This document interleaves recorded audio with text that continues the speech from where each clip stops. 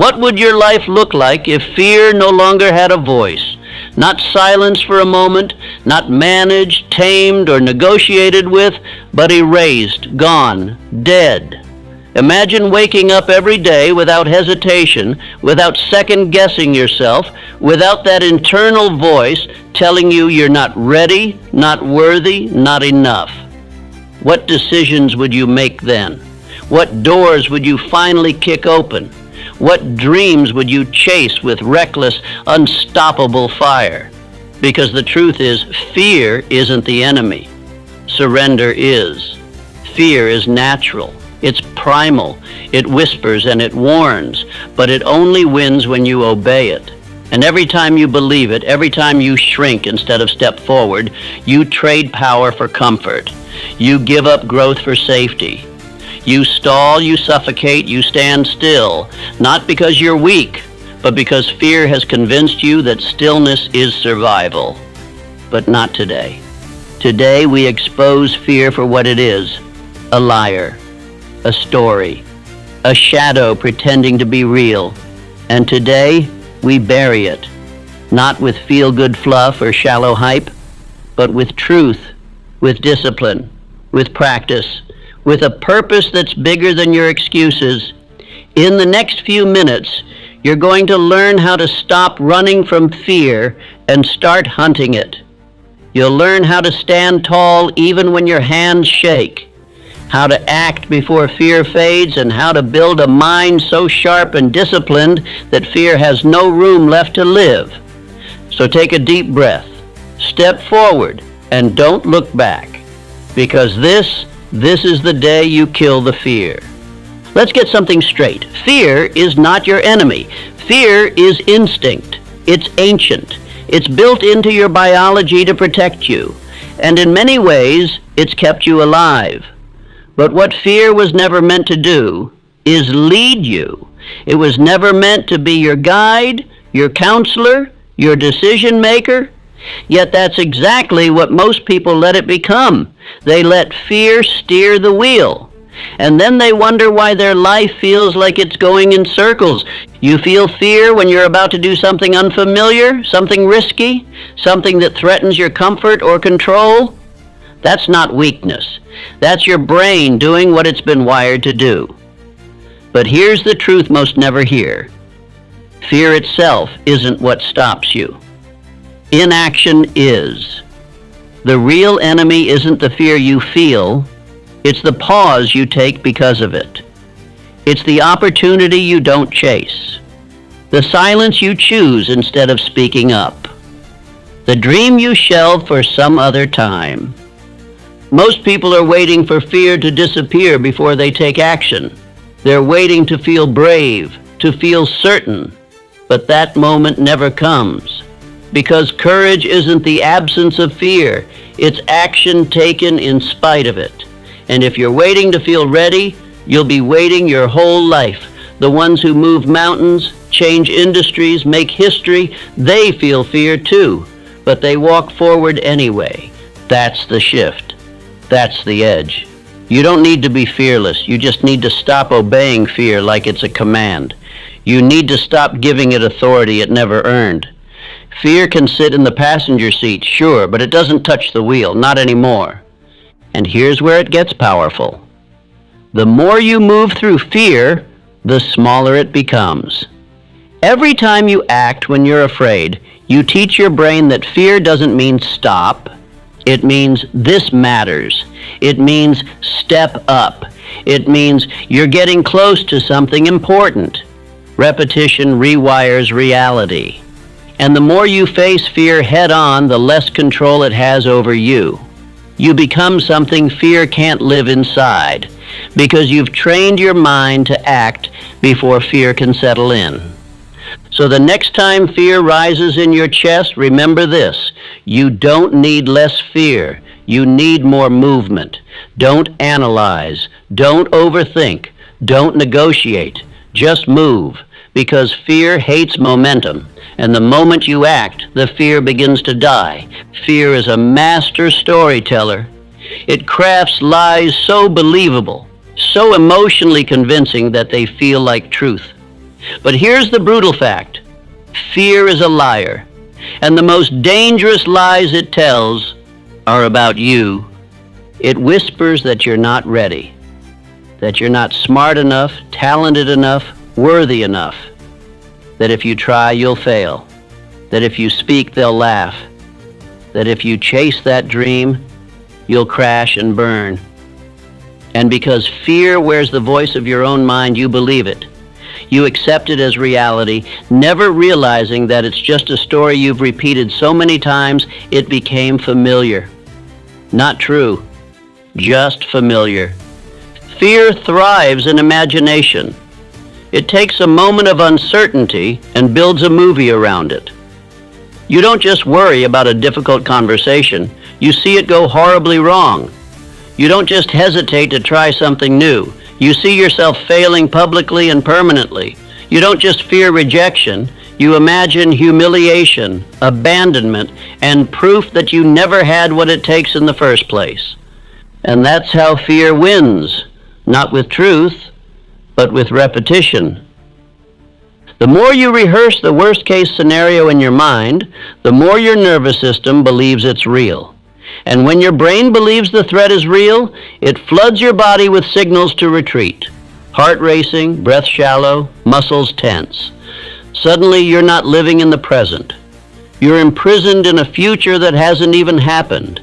And in that state, even the smallest step forward feels impossible. But here's the breakthrough. If fear is built by repetition, so is confidence. If fear is a story, you can tell a better one. One where you speak and you're heard, one where you leap and you land, one where you fail and rise anyway. Because the truth is, the mind can't tell the difference between imagination and memory. If you can visualize defeat, you can visualize victory. If you can rehearse disaster, you can also rehearse domination. This is the battlefield, not out there, but in here. And the moment you stop accepting fear's script and start rewriting it, you take back control. You don't have to feel brave to act brave.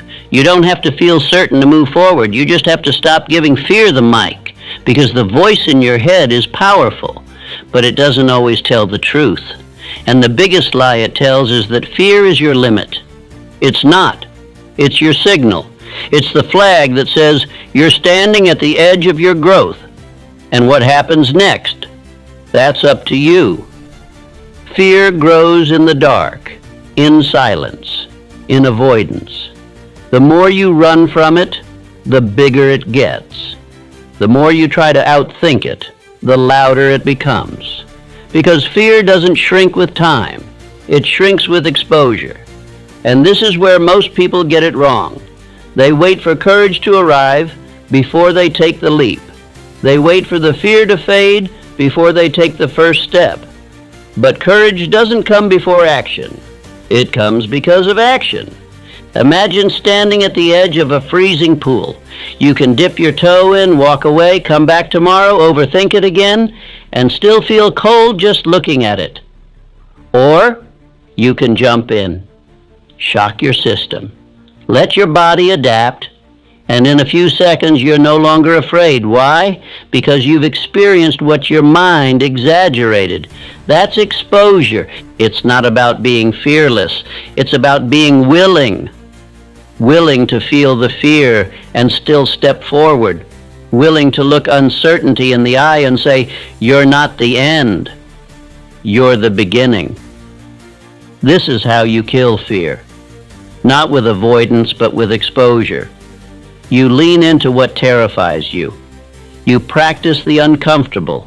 You make it familiar. And the more familiar it becomes, the less power it holds over you. Speak even when your voice trembles. Show up even when your hands shake. Launch the idea even if it's imperfect. Ask the question even if you fear the answer. That's the work. That's the training ground. Because repetition rewires reality. The first time is terrifying. The second time is uncomfortable. The 10th time is routine. And the 100th time, it's freedom. The people you admire, the speakers, the leaders, the creators, the fighters, they didn't start brave. They started scared. The only difference is they refused to stay that way. They built tolerance to discomfort. They didn't run from the storm. They stepped into it again and again until the thunder couldn't shake them anymore. The truth is, the fear never fully leaves. But you stop flinching when it speaks. You stop shrinking when it rises. Because you faced it enough times to know it's just a sound. It's just a signal. And it doesn't have the final word. You do. The only way out is through. Through the trembling, through the failure, through the doubt. You walk straight into the storm, not because you're unafraid, but because you know the other side of fear holds the life you haven't lived yet. And that's a price worth paying. If you want to kill fear, you must go to its source, your mind. Because fear doesn't start in the world. It starts in your thoughts, in the silent, invisible stories you repeat to yourself. Stories of inadequacy, of danger, of what might go wrong. Stories that play on a loop, shaping your reality without you even realizing it. And here's the truth. If you don't train your thoughts, they will train you. Left unchecked, the mind becomes a battlefield where fear always wins. But you're not here to be ruled by fear. You're here to reclaim your mind, to take back the pen and write a new script. And it begins with this simple but powerful realization. You are not your thoughts. You are the observer of your thoughts. You are the architect, the programmer, the one who chooses what gets to stay. So when fear whispers, you're not ready, you don't just accept it. You question it. You respond, says who? When it says you'll fail, you reply, maybe. But I'll learn. You flip the script. You disrupt the pattern, because every thought is a seed, and what you water grows. If you water fear, you'll harvest hesitation. But if you water courage, if you flood your mind with powerful, intentional, disciplined thoughts, then boldness becomes your default. This isn't about blind positivity. It's about intentional mental conditioning. The same way athletes train their bodies, warriors train their reflexes, and musicians train their fingers, you must train your mind with affirmations that declare your worth, with visualization that locks your eyes on the outcome, with repetition that makes greatness feel familiar. Tell yourself what you want to believe until it becomes who you are. Speak it, feel it, act on it every day. I am calm under pressure. I face fear and move anyway. I don't shrink, I expand. These aren't just words, they're commands, and your subconscious is always listening. And don't just think these thoughts, live them. Let your actions reflect your new identity. Your mind learns by watching you. So when you do something bold, when you move despite the nerves, when you speak up despite the shaking hands, your brain registers, we do hard things now. That's how identity changes.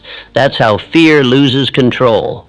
You're not weak for having fear, but you stay weak if you let it lead. Discipline your inner world, and the outer world will bend to meet it. Guard your thoughts like a vault. Interrupt the lies. Install the truth. And remember you always have a choice. Fear may visit, but it doesn't get to stay unless you open the door. Train your mind, or be trained by fear. The choice is always yours. What if fear wasn't a stop sign, but a signal? What if the very thing you're avoiding is the thing you're meant to do? You see, most people think fear means don't. Don't go there. Don't try that. Don't speak up. Don't risk it. But in reality, fear is often a compass. It points toward the edge of your comfort zone, and that's exactly where growth begins. That fire you feel in your chest, that trembling in your hands, that's not weakness. That's life, reminding you that you're standing on the edge of something important. That's your spirit recognizing a moment of truth, because the things that scare you the most are usually the things that will grow you the most. Public speaking, launching the business, ending the toxic relationship, stepping into your purpose. These aren't dangers, they're doorways, and the key to unlocking them is action, not perfection, not certainty, just movement. One step forward, straight into the thing that terrifies you. Courage is not the absence of fear, it is the decision to move in its presence. So when fear shows up, don't shrink. Lean in. Lean toward the fire. Let it sharpen you. Let it burn away your excuses. Let it become fuel. That resistance you feel, it means you're getting close to something real, close to your calling, close to your next level. And let me tell you something most people won't. The fear never fully disappears. Not for the brave, not for the successful, not for the legends. The fear is still there, but they've made peace with it. They've learned to walk with it, to keep going even while shaking. That's what makes them fearless. Not that they feel nothing, but that they refuse to be owned by it. So the next time fear shows up, say, "Thank you, I see you, but I'm not stopping." And then take that step, make the call, hit publish, say yes, say no, say the thing that scares you. The moment you lean toward the fire, then the fear begins to fade, and what's left is freedom. Here's the truth nobody wants to hear. You will not become fearless by waiting to feel brave. You don't kill fear with feelings. You kill fear with discipline. Motivation comes and goes. It's a spark. Quick, loud, exciting, but short-lived. Discipline, on the other hand, is the steady flame. It's the engine behind every fearless life. Because when you train yourself to act, not when you feel like it, but when it needs to be done, you become dangerous. You become untouchable. Courage isn't a lightning bolt. It's a decision. A daily decision to show up, to do the hard things, to lean into the discomfort again and again, even when your mind screams for safety, especially then. This is what the greats understand. They don't wait for confidence. They act, and confidence catches up. They don't wait for the fear to vanish. They do the thing anyway, and fear learns it has no place there. Discipline silences fear because it removes the negotiation. There's no debate, no should I or shouldn't I. It's already been decided. The alarm rings, you rise, the task is hard, you do it anyway. The voice of doubt whispers, you walk forward in spite of it. That's discipline, and that's how the fearless are made. You see, the more you act in the presence of fear, the more you rewire your mind.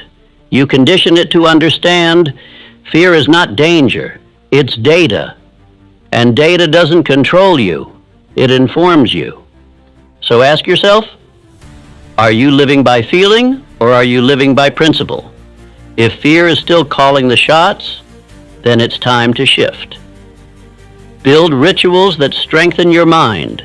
Surround yourself with reminders of your vision. Keep your commitments to yourself. One small act of courage every single day, and you'll wake up one day wondering why you ever let fear run the show. Discipline makes you consistent, and consistency makes you inevitable. Picture this. You're lying on your deathbed, moments from the end. Around you are not just memories, but the ghosts of every dream you didn't pursue, every risk you never took, every version of you that could have existed, and they look at you with one question. Why did you let fear decide for you? You see, fear doesn't just steal your moments, it steals your legacy. It convinces you to shrink, to play safe, to sit down when you were built to stand tall. But what if you knew the cost? What if you could see the future that fear is quietly robbing you of? Because that's the thing. Most people don't realize they're choosing fear. They think they're choosing comfort, safety, familiarity. But what they're really doing is burying their greatness under excuses. They're trading impact for ease, legacy for security. Let me be clear. No one remembers the man who stayed silent. No one builds statues for the woman who avoided failure. The world is moved by those who were scared and moved anyway, by those who stood up, spoke out, and stepped forward in spite of the trembling in their voice or the knot in their stomach.